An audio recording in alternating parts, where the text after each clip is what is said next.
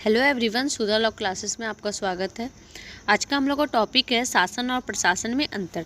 शासन और प्रशासन में हम लोग अंतर देखेंगे। ये बहुत महत्वपूर्ण टॉपिक है और ये आप लोग के लिए बहुत ज़्यादा हेल्पफुल होगा।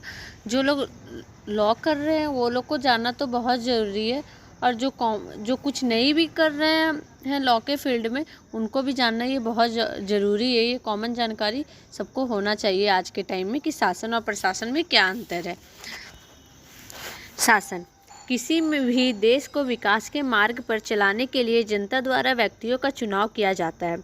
उस देश की जनता के द्वारा उन्हें संविधान के माध्यम से कुछ विशिष्ट शक्तियां प्रदान की जाती है।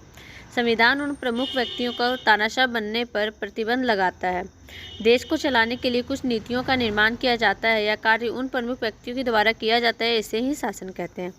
शासन जब किसी भी देश को कोई विकास के मार्ग पर चलाने के लिए जनता जो होता है एक व्यक्ति का चुनाव करता है, उसी को शासन कहते हैं। और उस जो देश की जो जनता होती है उन्हें संविधान के माध्यम से ये सब कुछ शक्तियां प्रदान की जाती है, जैसे अपना सरकार चुनना, ये सब चुनने का अधिकार होता है। और देश को चलाने के लिए कुछ नीतियाँ भी बनाई जाती है, नीतियों का निर्माण किया जाता है, और ये कार्य उन व्यक्तियों को किया जाता है जो चुनकर आए हैं, जो प्रमुख हैं, किया जाता है, और इसे ही शासन कहते हैं। विश्व बैंक द्वारा जो है शासन की परिभाषा दिया गया है। समाज की समस्याओं और मामलों के प्रबंधन के लिए राजनीतिक अधिकार और संस्थागत संसाधनों का इस्तेमाल किया जाना शासन है। मतलब समाज का जो समस्या है और जो मामला है उन लोग को प्रबंधन के लिए उनके प्रबंधन के लिए राजनीतिक अधिकार जो हुआ और संस्थागत संसाधनों का इस्तेमाल किया जाना, जो है जो हमारे पास साधन उपलब्ध है उसका इस्तेमाल किया जाना ही क्या कहलाता है? शासन कहलाता है।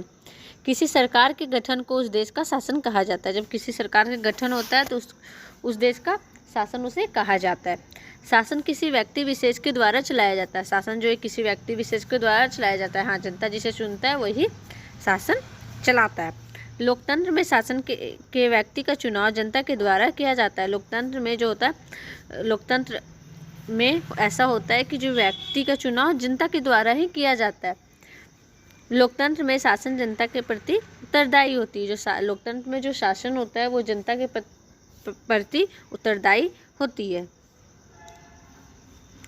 प्रशासन उन नीतियों को उचित रूप से जनता तक पहुंचाना और उनका उचित क्रियान्वयन सुनिश्चित करना प्रशासन है। अर्थात शासन के द्वारा प्रशासन को दिशा निर्देश प्रदान किया जाता है। प्रशासन का अर्थ उस क्रिया से है जिसके द्वारा किसी निश्चित संस्था के द्वारा किसी निश्चित उद्देश्य की प्राप्ति के लिए कार्य किया जाता है। ऑक्सफोर्ड डिक्शनरी के अनुसार प्रशासन की परिभाषा नगर, संस्था आदि के अधिकारों, कर्तव्य को कार्य रूप देना है। प्रशासन शासन तो हम लोग देख लिए। शासन को हम लोग और भी साधारण भाषा में कहें तो जो जनता के द्वारा जो व्यक्ति चुना गया है, जो कहते हैं हमारा कुछ भी जो समस्या है उसको समाधान निकालेगा, उसका समाधान जो बताएगा वो हमारा क्या कहलाएगा? शासन।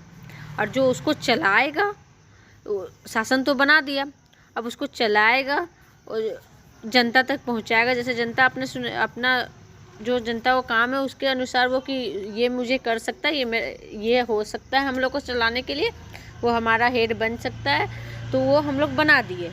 वो बना देने के बाद वो जो उसके पास जो शक्तियाँ मिला वो सरकार के द्वारा मिला कि ठीक है वो तेरे में है, अब तुमको शासन दे दिया गया। अब वो है तो वो तो चलाएगा नहीं, अब उसके अंदर भी तो जो चलाएगा उसको क्या बोलते हैं? प्रशासन।